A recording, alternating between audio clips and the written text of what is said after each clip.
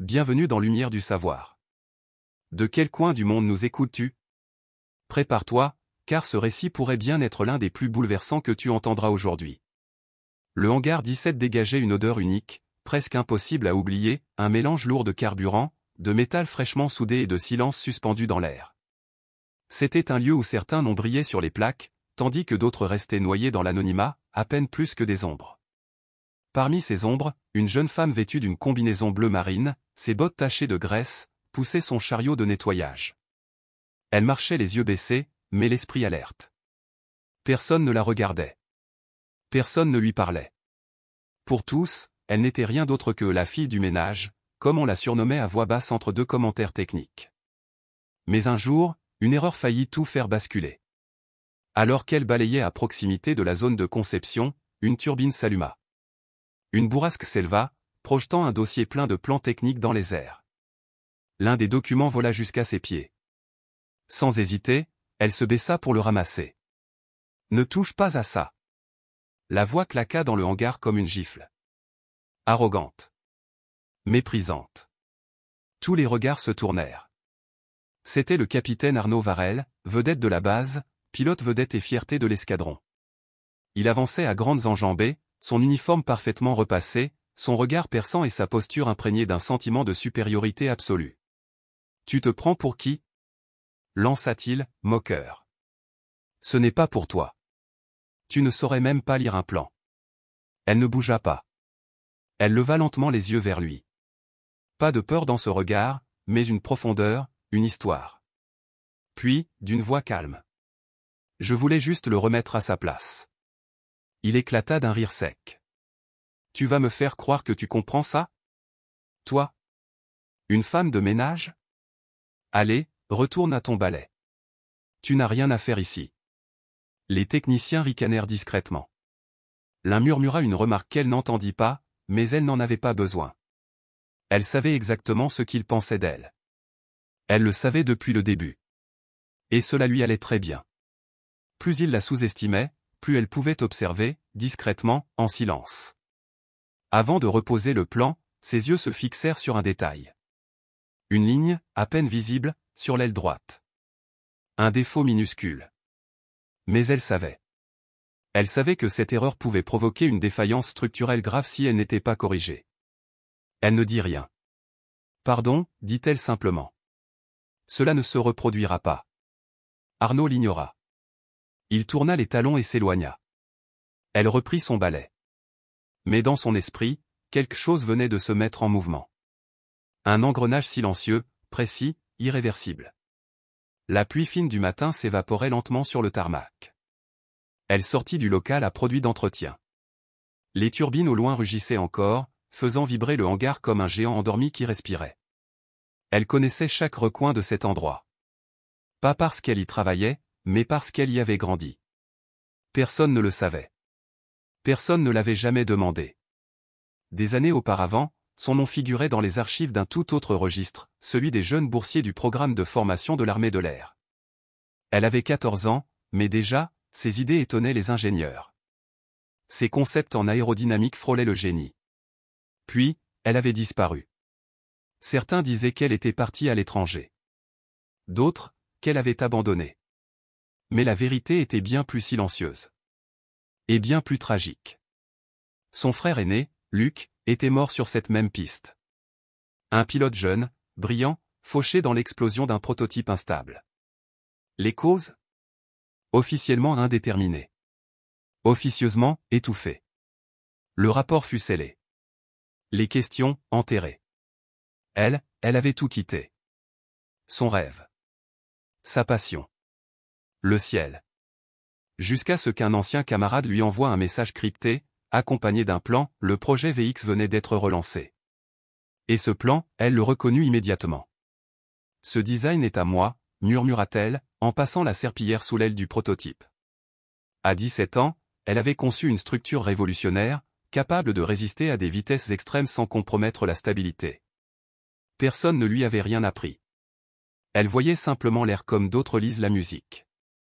Et maintenant, ils utilisaient son idée. Mais ils avaient oublié un détail. Une correction vitale. Un alignement mal conçu des tuyères. Cela pouvait coûter une vie. Encore. Elle devait agir. Mais pas sans preuve. Sinon, elle serait balayée comme un grain de poussière. Comme il l'avait fait pour son frère. Elle attendait. Observait. Le moment approchait. La salle de repos était morne. Mur gris, cafetière cassée, télévision muette dans un coin. Elle remplissait une bouteille d'eau, tandis que les mécaniciens mangeaient en silence. Et puis Arnaud entra. Toujours aussi impeccable. Toujours avec ses lunettes de soleil, même à l'intérieur. Toujours ce même air de se croire au sommet du monde. Alors vous avez vu, dit-il fort, en la fixant. Elle se prend pour un membre de l'équipe, maintenant. Le silence se fit. Certains baissèrent les yeux. D'autres firent semblant de ne pas entendre. Elle ne répondit pas. Arnaud s'approcha. Il prit une serviette juste à côté d'elle, frôlant son bras, gratuitement. Je te l'ai dit, non. Ce n'est pas ta place ici. Elle ferma la bouteille avec calme. Je comprends. Je fais juste mon travail. Il ricana. Bien sûr. Nettoyer, c'est technique, hein? Tiens, tu sais ce que c'est? Il sortit une petite pièce métallique de sa poche et la posa devant elle. Une soupape de décharge de pression, utilisée dans les circuits de carburant, pensa-t-elle. Mais elle ne répondit pas. Elle attendait. Allez, dis-nous à quoi ça sert, dit-il plus fort. Toujours silencieuse. Vous voyez? Lança-t-il aux autres. Même pas capable de nommer une pièce. Mais hier, elle se croyait ingénieure, à fouiller les plans comme une spécialiste. Quelques rires. Des regards gênés. Un malaise dans l'air. Et alors, une voix, calme mais tranchante, s'éleva du fond de la pièce. Peut-être que tu devrais la laisser tranquille, capitaine. Tous se retournèrent. C'était Julien Morel, l'ingénieur en chef. Un homme respecté, discret. Il parlait peu, mais quand il le faisait, tout le monde écoutait. Personne ici n'a le droit d'humilier un autre à cause de son travail, dit-il, en regardant Arnaud droit dans les yeux. Et surtout pas quand on ignore son histoire. Avec tout le respect que je vous dois, cela ne vous regarde pas, répondit Arnaud, crispé. Bien sûr que si, rétorqua l'ingénieur, sans hausser la voix. Parce que si tu avais pris le temps d'observer, tu aurais vu qu'elle en sait bien plus que toi sur ce projet. Et parce que ce que tu crois être ton territoire ne t'appartient pas. Il appartient à ceux qui le construisent vraiment. Même s'ils portent une serpillière à la main. Un silence lourd tomba sur la pièce. Elle leva les yeux. Leurs regards se croisèrent. Elle n'avait plus besoin de se cacher. Le moment était venu. Et cette fois, elle ne laisserait plus personne enterrer la vérité. Julien n'éleva pas la voix. Il n'en avait pas besoin.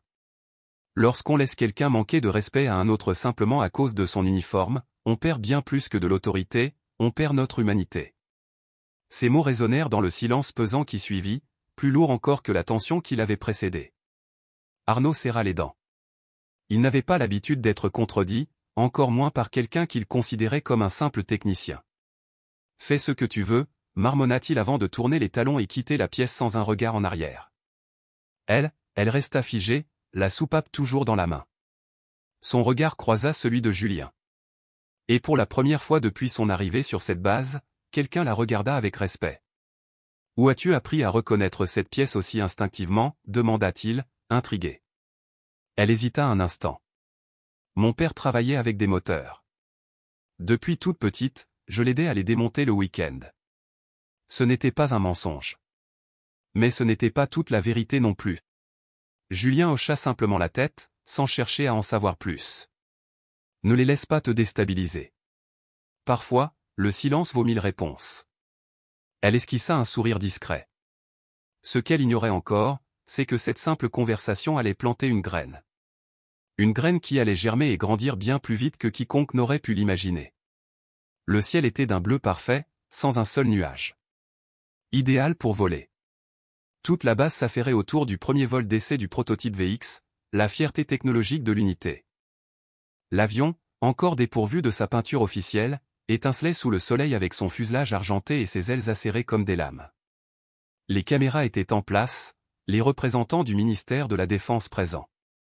Tout devait être impeccable. Et naturellement, le pilote désigné n'était autre qu'Arnaud Varel. On va leur montrer ce que cette bête a dans le ventre, lança-t-il avec un sourire suffisant en grimpant dans le cockpit. De loin, la jeune femme observait la scène, passant la serpillière près des dépôts d'outils. Sa présence semblait insignifiante. Personne ne faisait attention à elle. Pourtant, à chaque pas, elle étudiait l'avion comme on déchiffre une langue oubliée. Elle ne pouvait pas voir l'intérieur du système, mais quelque chose sonnait faux. Un léger décalage. Une vibration irrégulière lors des derniers tests moteurs. Et surtout, l'angle des tuyères, mauvais. Très mauvais. Ça ne va pas, murmura-t-elle. Elle s'approcha discrètement du panneau de contrôle où s'affichaient les derniers réglages. Sur une tablette, elle consulta les données. Son intuition se confirma, l'alignement des sorties d'échappement n'avait pas été recalibré après la modification des ailerons arrière. Cela pouvait provoquer une perte de contrôle à grande vitesse. Elle chercha Julien du regard. Il discutait avec un superviseur à l'écart de la piste. Elle hésita. Puis, posant sa serpillière, elle marcha d'un pas décidé vers lui. « Excusez-moi, ingénieur, dit-elle à voix basse. Je dois vous montrer quelque chose au sujet du VX. » Julien la regarda, surpris. De quoi s'agit-il? Il y a une désynchronisation dans les données du système d'échappement. S'il effectue un virage serré à pleine vitesse. Comment sais-tu cela? Je l'ai vu sur le panneau de diagnostic. Et, au son de l'allumage. Je ne sais pas si vous me croirez. Mais elle n'eut pas le temps de finir. Une alarme s'éleva faiblement depuis la tour de contrôle. VX en position, prêt pour le décollage. Julien fronça les sourcils et se précipita vers une console. Il entra les données, ses doigts s'arrêtèrent net. Tout correspondait. Qui a fait ce calibrage? Lança-t-il à voix haute. Personne ne répondit. Le technicien responsable était absent. Mais il était déjà trop tard. L'avion rugit et s'élança sur la piste. Le sol vibra sous les roues, le métal trembla. Arrêtez le décollage! Cria Julien. Trop tard, répondit le contrôleur. La jeune femme serra les poings. Le VX s'éleva, fusée d'argent, perçant le ciel. Tout semblait d'abord sous contrôle. Les ailes répondaient, le moteur rugissait comme prévu. Mais après 3 minutes de vol, au premier virage serré, l'aile gauche trembla. Un bourdonnement étrange se fit entendre à la radio. Qu'est-ce que c'était? Demanda le superviseur. Le système a corrigé automatiquement, répondit un technicien. Mais il y a eu une déviation. Dans le cockpit, la voix d'Arnaud trahissait une nervosité inhabituelle. Quelque chose ne répond pas comme il faut. Elle ferma les yeux. Elle ne pouvait plus rien faire maintenant. Mais tout le monde avait vu. Et certains, comme Julien, commençaient à comprendre, cette fille n'était pas simplement une femme de ménage chanceuse. Elle savait exactement ce qu'elle faisait. Ce jour-là, la base ne célébra pas le vol. Arnaud atterrit sans un mot. Il descendit de l'appareil, les traits tirés, le visage fermé. Il accusa le vent, les freins, n'importe quoi. Mais les techniciens savaient. Quelque chose n'avait pas fonctionné. Et Julien Morel le savait mieux que quiconque. Plusieurs heures plus tard, alors que les représentants étaient partis et que les projecteurs s'étaient éteints, l'ingénieur en chef demanda l'accès aux dernières versions des plans du VX. Il voulait comprendre. Il s'enferma dans son bureau, avec un café froid, 3 classeurs techniques, et un souvenir tenace, les paroles de cette jeune femme. Il reprit chaque plan, ligne par ligne. Et soudain, un détail le fit se figer. Il existait 2 versions du plan moteur. La première, datant de 6 mois, montrait une configuration précise, corrigée, de l'angle des tuyères arrière.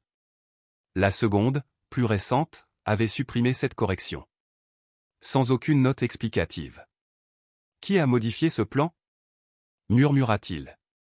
Il appela le chef technicien. Aucun retour. Il contacta un autre superviseur. Même réponse. Personne ne savait rien. C'est alors qu'un souvenir lui revint. Plus tôt dans la journée, il avait vu la jeune femme ramasser un plan tombé au sol. Une petite marque l'avait frappé, des initiales manuscrites. Il vérifia. En bas du premier plan, à l'encre noire, MN. Ce n'était la signature d'aucun ingénieur du projet. Julien resta un moment sans bouger. Le lendemain, il la chercha. Discrètement. Il la trouva dans le hangar 2, en train d'organiser des boîtes à outils. « Tu savais que ça allait arriver, n'est-ce pas ?» Elle ne répondit pas tout de suite. Elle le regarda avec ce même calme silencieux. « Où as-tu appris à lire des plans comme celui-là ? » « Je ne les lis pas. »« Je m'en souviens, » répondit-elle enfin. Julien plissa les yeux. « Te souvenir de quoi exactement ?» Elle hésita.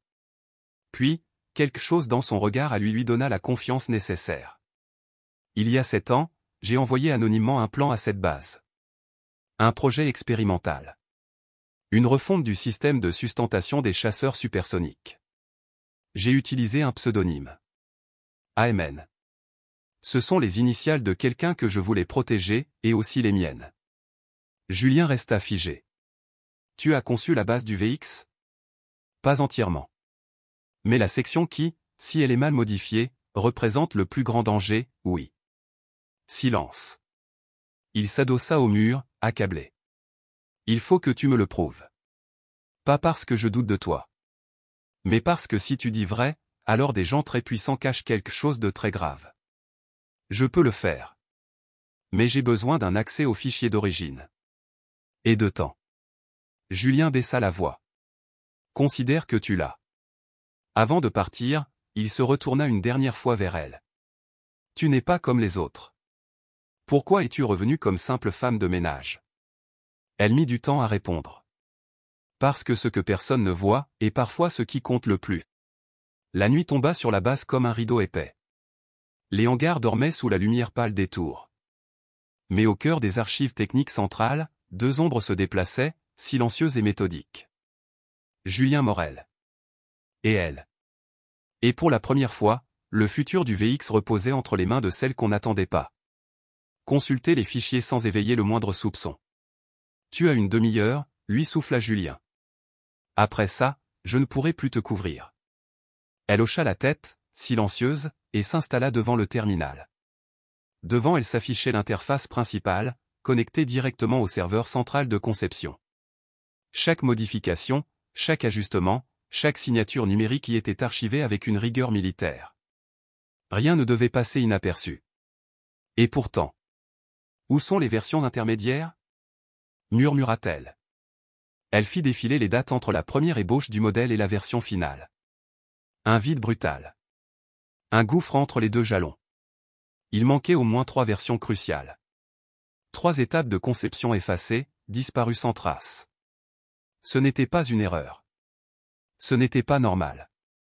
Elle ouvrit alors une section cachée, un espace réservé du système que peu d'ingénieurs osaient explorer. Trop complexe. Trop risqué. Il fallait des connaissances pointues en structure de données système. Mais elle y avait déjà mis les mains. Autrefois. Avec son frère. À une époque où ils construisaient ensemble des simulateurs artisanaux, par passion, par amour du vol. Et là, dans l'obscurité numérique, elle les trouva. Te voilà. 3 versions complètes, rejetées. Étiquetées comme incohérentes. Et pourtant, elles contenaient toute la correction essentielle, la faille dans le système d'échappement y était comblée, solidement. Mieux encore, elles étaient signées. Par un utilisateur interne. Hervé 91. Arnaud Varel. Julien, penché derrière elle, fronça les sourcils en lisant. Il a écarté les plans corrigés. Elle baissa les yeux, la gorge nouée. Pire que ça. Il les a dissimulés. Et a fait valider une version non corrigée, signée au nom de l'équipe technique. Une version falsifiée. Julien se passa une main sur le visage, incrédule. Pourquoi ? Pourquoi aurait-il fait ça ? Elle hésita. Puis se tourna lentement vers lui. Arnaud était le copilote dans l'accident où mon frère est mort. Julien la fixa, choqué. Luc Navel ? Elle acquiesça, le souffle court. Il s'en est sorti indemne. Il a parlé d'une défaillance technique.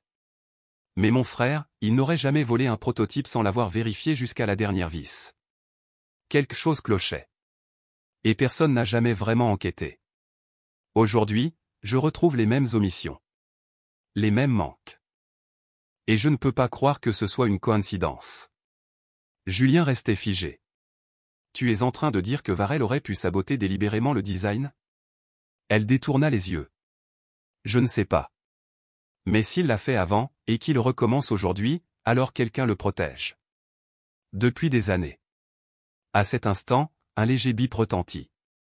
La porte des archives venait de signaler une présence. Le souffle se coupa. Ils se regardèrent. Quelqu'un approchait. Elle ferma précipitamment la session, copia les fichiers sur un périphérique discret et le glissa dans sa botte. Sors par le couloir nord, murmura Julien. Moi, je prends le sud. Elle acquiesça, puis disparut dans les ombres. Quelques minutes plus tard, la porte s'ouvrit. Arnaud Varel entra. Il n'alluma pas la lumière. Mais ses pas étaient sûrs, méthodiques. Il observa la pièce silencieuse, puis murmura avec un sourire sinistre. Tôt ou tard, je saurai qui tu es. Le lendemain matin, la base aérienne s'éveilla dans une atmosphère lourde, étrange. Les mécaniciens parlaient moins fort. Le personnel de sécurité multipliait les rondes. Et dans le hangar principal, le projet VX reposait sous une bâche noire, épaisse, comme si l'on voulait non seulement cacher sa forme, mais aussi son passé. Elle arriva tôt. Personne ne se doutait que dans son sac à dos se trouvait une preuve irréfutable. Quelqu'un avait manipulé volontairement le design de l'appareil. Les versions cachées. Les suppressions masquées. Les identifiants signés Hervé 91. Elle ne pouvait plus se taire. S'adresser directement au commandement serait suicidaire. Si Arnaud avait des protections en haut lieu et tout portait à le croire, elle n'était qu'une femme de ménage. Personne ne lui laisserait le droit de dénoncer sans conséquence. Mais Julien lui avait parlé d'un canal discret. Un système technique parallèle, conçu pour recevoir des alertes confidentielles, hors de la chaîne hiérarchique. C'était sa seule chance. Dans un petit local d'entretien, tout en rangeant méthodiquement quelques outils, elle alluma un terminal auxiliaire. L'heure affichait 7h42. Elle entra le code que Julien lui avait confié. Puis elle écrivit. Pas d'émotion. Juste des faits. Défaut critique dans le système d'échappement du VX, fichiers originaux modifiés. Version corrigée supprimée. Risque d'oscillation en vol. Preuve jointe. Elle attacha les documents, ferma la session, et expira lentement. En moins de 5 minutes, le message était envoyé à 5 ingénieurs seniors et au comité de sécurité technique aérienne. Son nom n'apparaissait nulle part. Mais quelqu'un saurait. Et quelqu'un, quelque part, sentirait l'ombre de la vérité se rapprocher. Quelques heures plus tard, l'ambiance avait changé. Arnaud apparut dans le hangar, le visage tendu. Il faisait les 100 pas, distribuant des ordres sans précision. Plus de sourires. L'alerte l'avait atteint. Qui, demanda-t-il, crispé. On ne sait pas. Le rapport est anonyme. Arnaud serra les mâchoires. Peu importe. Je finirai par savoir. Dans un coin du hangar, elle passait la serpillière. Comme toujours. Geste constant. Tête baissée. Invisibilité étudiée. Mais son cœur battait à tout rompre. C'était lancé. Il n'y aurait plus de retour possible. Ils savent, murmura-t-elle. Enfin, ils savent. Et c'était sa première vraie victoire. Depuis l'alerte anonyme, Arnaud ne dormait plus. Ce n'était pas le contenu du message qui l'obsédait. C'était de ne pas savoir qui osait le défier. Lui, qui avait tout contrôlé pendant des années et les rapports, les chiffres, les gens se retrouvaient soudain vulnérables, dans le doute. Alors il décida de provoquer. Profitant d'une réunion ouverte entre ingénieurs et techniciens, il organisa une démonstration improvisée dans le hangar. Il posa une pièce du VX sur une table centrale. Puisque certains s'inquiètent de prétendues défaillances, dit-il d'une voix forte, avec un sourire tendu, revoyons ensemble le fonctionnement de ce bijou de technologie. Une vingtaine de techniciens s'approchèrent. Certains curieux. D'autres mal à l'aise. Elle était là aussi, un chiffon à la main, feignant d'essuyer une étagère. Arnaud le savait. Il ne la regarda pas, mais projeta bien sa voix. Voici le système de décharge thermique de la chambre arrière. Vital pour équilibrer la pression en vol supersonique. N'est-ce pas? Silence approbateur. Nul ne contesta. Maintenant, si un informateur anonyme souhaite nous faire part de ses fantasmes de catastrophe, qu'il n'hésite pas. Un silence lourd. Puis elle s'arrêta. Lentement, elle posa le chiffon. Se retourna. Et parla. Sans hausser le ton. Si la décharge thermique est alignée avec une tuyère mal ajustée, le flux d'air chaud ne suit plus une trajectoire linéaire. Cela génère de la turbulence interne. Ce qui provoque une oscillation latérale. Arnaud resta figé. Elle n'avait ni crié, ni accusé. Juste exposé un fait technique. Sec. Indiscutable.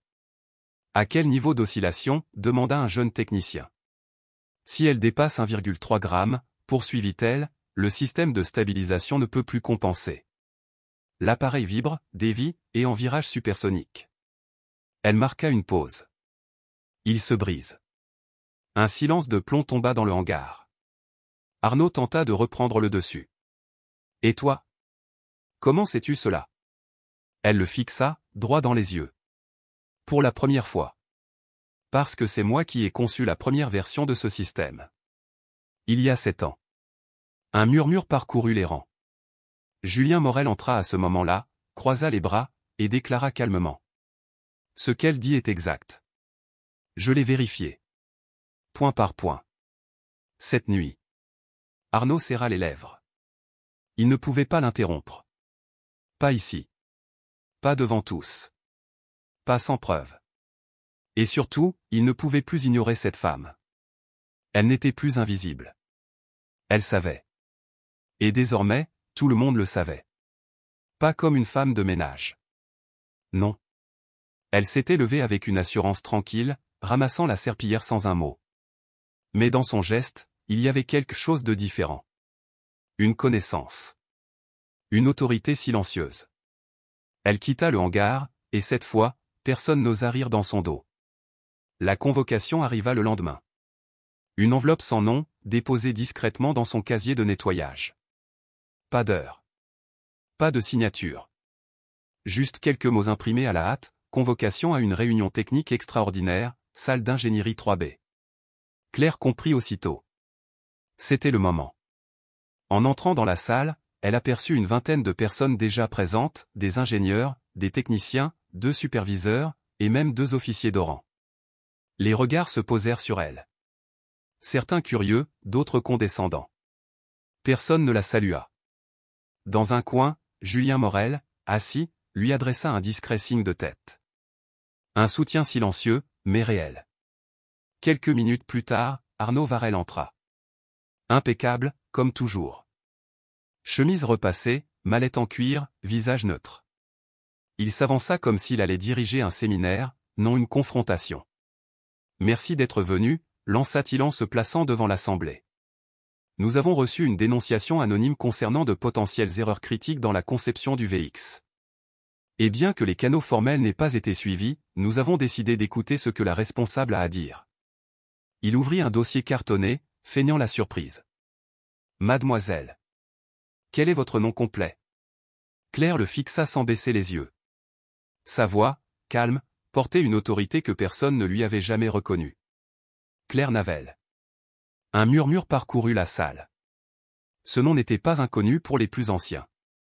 Arnaud hocha lentement la tête, théâtral. Très bien, mademoiselle Navel. Si je comprends bien, vous affirmez avoir participé à la conception initiale du VX. Pourtant. Il brandit une feuille. Voici la liste officielle des collaborateurs du projet. 20 noms. Aucun ne correspond au vôtre. Claire s'avança sans se troubler. Elle sortit une petite clé USB de la poche de sa salopette et la posa devant le commandant technique. Ce dispositif contient les fichiers d'origine. Schéma, simulation, correction. Tout signé numériquement.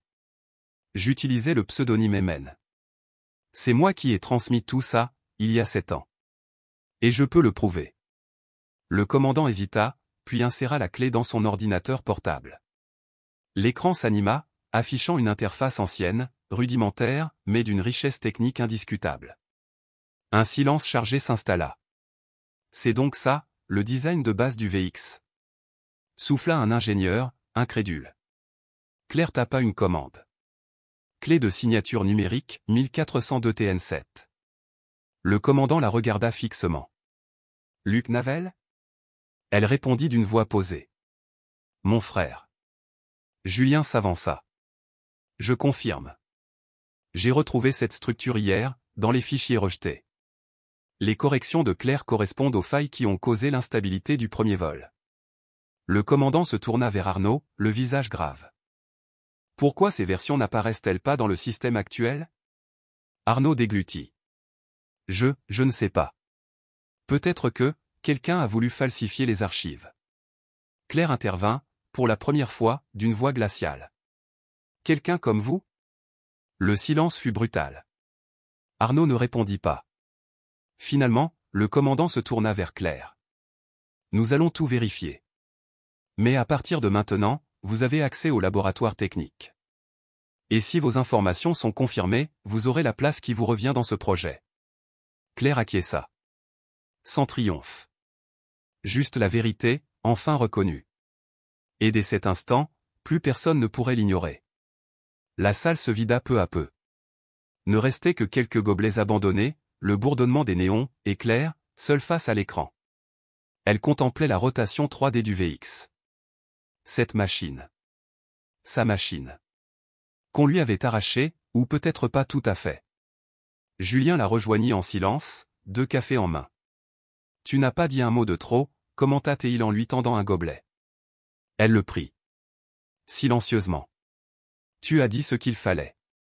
Rien de plus. Claire, à qui est ce design? Elle fixait toujours l'écran. Qu'est-ce qui va arriver à Arnaud? Il sera interrogé, c'est sûr. Mais s'il a des protections, elles vont s'activer. Tu viens de frapper à la porte d'un réseau puissant. Claire baissa les yeux. Je le savais. Julien hésita, puis demanda. Puis-je te poser une question plus personnelle? Pourquoi as-tu disparu? Pourquoi n'as-tu jamais revendiqué ce qui t'appartenait? Claire inspira profondément. Parce qu'il y a 7 ans, j'ai perdu quelque chose de plus précieux qu'un design. J'ai perdu mon frère. Julien ne dit rien. Elle poursuivit. Il s'appelait Luc. Pilote d'essai sur cette base. Le jour de sa mort, il testait un prototype très proche du VX. On a parlé d'une défaillance technique. Mais je savais que ce n'était pas vrai. J'avais vu le problème dans les simulations. J'avais tenté d'alerter. Mais je n'avais ni grade, ni voix. Personne ne m'a écouté. Elle s'interrompit un instant. Sa voix restait calme, mais basse. Après l'accident, j'ai rédigé un rapport. Personne ne l'a lu. On m'a dit que j'étais instable, non qualifié. Et j'ai fini par le croire. Je suis parti. J'ai changé de nom. Disparu. Julien murmura, et Arnaud? Elle serra les dents. Il était copilote. Il a sauté avant le crash. Il a survécu. Il n'a jamais parlé. Et peu de temps après, il a été promu. Julien croisa les bras. Tu es revenu pour te venger? Claire secoua la tête. Non. Pour la justice. Et pour prévenir. Quand j'ai vu qu'il reprenait le même design, les mêmes erreurs, j'ai compris que quelqu'un d'autre pouvait mourir. Et cette fois, je ne resterai pas silencieuse. Julien posa une main sur son épaule. Ton frère serait fier de toi. Claire ne répondit pas. Mais dans ses yeux brillait autre chose que la douleur. C'était du feu. Résolu. Inébranlable. Le lendemain, la rumeur se répandit comme une traînée de poudre. Le général retraité Henri Delaunay arriverait dans la matinée pour une visite technique. Officiellement. Mais tout le monde comprenait que quelque chose de grave se tramait. C'était Julien qui l'avait contacté. Et c'est lui qui l'attendait devant le hangar. Dès que la voiture s'arrêta, Delaunay en sortit, droit, le regard sombre. Si c'est bien ce que je pense, je ne pouvais pas rester à l'écart. Il entra dans le hangar. Plusieurs officiers se mirent aussitôt au garde-à-vous. Arnaud, en le voyant, blêmit. Il savait. Delaunay avait commandé cette base à l'époque de l'accident. Et il connaissait Claire. Où est-elle? Demanda-t-il. Julien désigna le laboratoire. Claire, devant un tableau blanc, expliquait une séquence complexe à 2 ingénieurs. Lorsqu'elle le vit entrer, elle s'interrompit. Leurs regards se croisèrent. Claire? dit-il doucement. Elle resta figée. Je ne pensais pas te revoir ici, dit-il. Et moi, je ne pensais jamais revenir, répondit-elle. Delaunay se tourna vers l'assemblée. Ce que je vais dire doit être entendu de tous. Et enregistré. Même Arnaud, entré en silence, s'immobilisa. Il y a 7 ans, nous avons reçu un dossier anonyme. Des schémas, des simulations. D'un niveau exceptionnel. Nous les avons intégrés au développement du chasseur expérimental. Ce dossier a sauvé des vies. Il fit une pause. Cette jeune femme, Claire Navel, était derrière ce travail. Fille d'un mécanicien. Sœur d'un pilote tombé en service. Je l'ai vue, à 17 ans, faire ce que des ingénieurs chevronnés ne comprenaient pas. Il se tourna lentement vers Arnaud. Et si quelqu'un ici a tenté de la faire taire, de la rayer de l'histoire, alors cette personne a trahi la vérité. Le silence fut total. Puis Delaunay s'approcha de Claire, baissa la voix. Tu es arrivé ici sans nom, sans soutien. Et maintenant, tout le monde t'écoute. Elle sourit. Un sourire sans éclat. Mais plein de force. La vérité était enfin libre. Dans l'aile technique, la dernière réunion fut convoquée. Claire entra, le visage calme, aux côtés de Julien. Arnaud était déjà là, flanqué de 2 officiers des affaires internes. Le commandant ingénieur prit la parole. Après analyse des fichiers, des témoignages, et de la déclaration du général Delaunay, il est évident qu'il y a eu falsification des données du projet VX. Arnaud tenta encore de se défendre. Je n'ai rien autorisé, c'était peut-être une erreur de procédure. Mais l'un des officiers projeta un écran. Voici votre identifiant. Et voici le fichier que vous avez supprimé du serveur. La version corrigée. Celle de MN. Arnaud resta sans voix. Vos actions ont mis en danger la sécurité du prototype. Et la vie du personnel. La vérité, cette fois, n'avait plus de retour possible. À partir de ce jour, tout bascula. Impliqué dans les essais, poursuivit le commandant, marquant une pause pesante. À compter d'aujourd'hui, vous êtes suspendu de toute fonction liée au VX, et vous ferez l'objet d'une enquête formelle. Arnaud baissa la tête. Il savait. Il n'y avait plus d'issue. En sortant de la salle, Claire inspira profondément. Ce n'était pas encore une justice complète, pas tout à fait une réparation, mais c'était un commencement, le début de la fin du silence. Peu après, elle fut convoquée dans une autre pièce. Le commandant technique de Long, Julien, ainsi que 2 ingénieurs de chez Aurel, l'attendaient. L'atmosphère y était tout autre. Le commandant prit la parole, d'un ton à la fois ferme et respectueux. Mademoiselle Navel, ou plutôt, ingénieur Navel. Ce que vous avez accompli n'a pas seulement sauvé ce projet. Cela a révélé une capacité extraordinaire à détecter des erreurs que personne d'autre n'avait vues, et à tenir bon sous une pression qui aurait brisé bien des professionnels. Delaunay, l'un des ingénieurs, ajouta avec gravité. La vraie question est, que souhaitez-vous faire maintenant? Claire les regarda, droite, sans peur. Je veux terminer ce que j'ai commencé. Mais cette fois, je veux que mon nom soit à la bonne place. Le commandant esquissa un sourire sincère. Alors, c'est officiel. À partir d'aujourd'hui, vous serez la coordinatrice technique du projet VX. Vous aurez un accès total au laboratoire, au hangar, à toute l'équipe. Et votre signature figurera sur chaque pièce, chaque ajustement, chaque prototype à venir. Claire hocha la tête. Elle n'avait pas besoin d'autres mots. Elle était enfin reconnue. Non pas pour ce qu'elle avait enduré, mais pour ce qu'elle avait su bâtir. Le matin du vol, la piste brillait sous le soleil, baignée d'une lumière dorée. Le ciel était limpide, la brise légère. Une journée parfaite pour voler. Mais ce vol n'était pas comme les autres, c'était le tout premier décollage officiel du VX recalibré, réparé, renforcé et pour la première fois, supervisé par celle qui, dans l'ombre, l'avait pensé, rêvé, conçu. Claire Navel. Le hangar était rempli. Des visages impatients, curieux, excités. Techniciens, mécaniciens, ingénieurs. Même certains qui, quelques jours plus tôt, détournaient les yeux quand elle passait la serpillière. Aujourd'hui, tous l'observaient avec respect. Dans la tour de contrôle, casque sur les oreilles, Claire ajustait les réglages sur sa tablette. Autour d'elle, les moniteurs affichaient en direct les données du vol. À ses côtés, Julien Morel l'observait avec une fierté qu'il ne dissimulait pas. « Prête ?» demanda-t-il. Elle ne détourna pas les yeux de l'écran. « Depuis 7 ans, répondit-elle simplement. Le pilote désigné pour ce vol n'était autre que le commandant Lefebvre.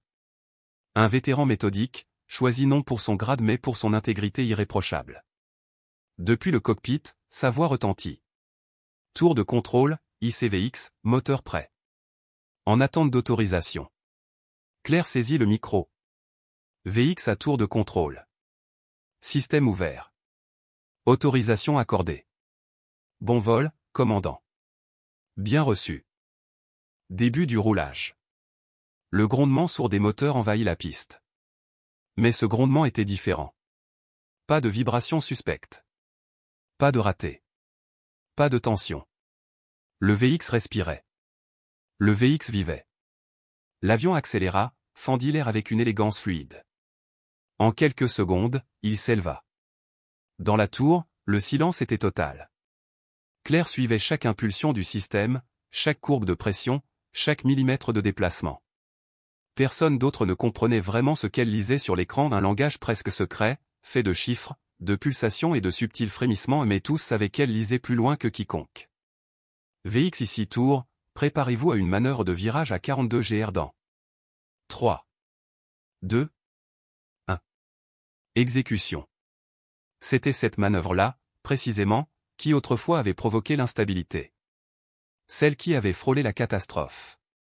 Mais cette fois, ce fut parfait. L'avion vira avec une précision chirurgicale. Pas d'oscillation.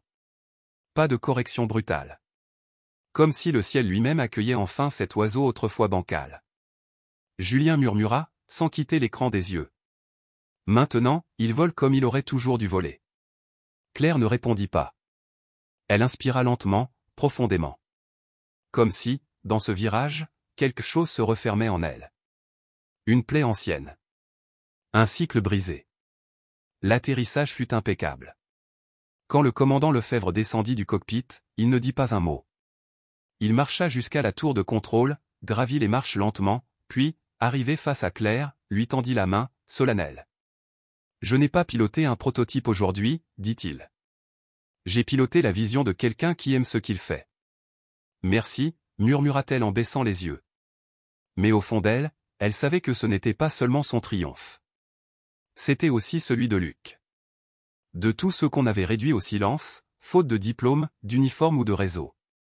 Désormais, le VX volait. Et cette fois, il volait avec le bon nom inscrit sur ses plans. 2 jours plus tard, la nouvelle s'était propagée bien au-delà des murs de la base. Le nom de Claire circulait sur les forums d'ingénierie, dans les académies militaires, dans les revues spécialisées. Mais elle ne cherchait pas la gloire. Elle voulait simplement refermer une blessure laissée ouverte trop longtemps. Et cette fermeture vint sous la forme d'une invitation.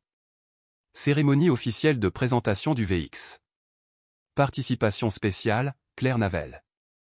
En lisant son nom imprimé pour la première fois sur un document officiel de la base, elle s'autorisa un sourire. Silencieux. Fier. Le grand hangar était plein à craquer. Les gradins étaient occupés par de jeunes élèves officiers, des ingénieurs, des techniciens, des officiers supérieurs, même quelques journalistes. Au centre, sous une bâche blanche, se trouvait le VX, resplendissant, avec sa nouvelle peinture, son nom de code fièrement affiché sur le fuselage, et une petite signature numérique, discrète, sur le flanc. Le commandant technique s'avança et prit la parole. Aujourd'hui, nous ne présentons pas seulement un avion. Nous reconnaissons une histoire. Une vérité. Et une personne qui, dans le silence et avec courage, a changé le destin de ce projet. Puis il conclut. Je vous présente l'ingénieur Claire Navel. Les applaudissements retentirent dans tout le hangar. Claire s'avança, droite, inspirant profondément. Elle prit la parole. Quand je suis arrivé ici, je n'avais pas d'uniforme. Pas d'accréditation. Et un nom que beaucoup avaient oublié. Pendant des semaines, on m'a appelé « la fille de ménage ». Je ne leur en veux pas. Parce qu'ici, comme ailleurs, on a appris à regarder les titres, pas les personnes.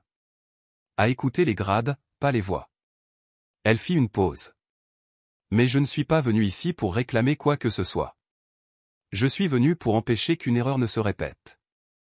Je suis venu parce que quelqu'un que j'aimais est mort à cause d'une défaillance que tout le monde avait choisi d'ignorer. Le silence était total. Mon frère, Luc Navel, était pilote sur cette base. C'est lui qui m'a appris à lire le ciel, bien avant que je sache lire des plans. Quand je l'ai perdu, j'ai cru que je ne remettrais jamais les pieds ici. Mais j'ai compris que la seule façon d'honorer sa mémoire, c'était de terminer ce que nous avions commencé ensemble. Certains officiers baissèrent les yeux, visiblement émus.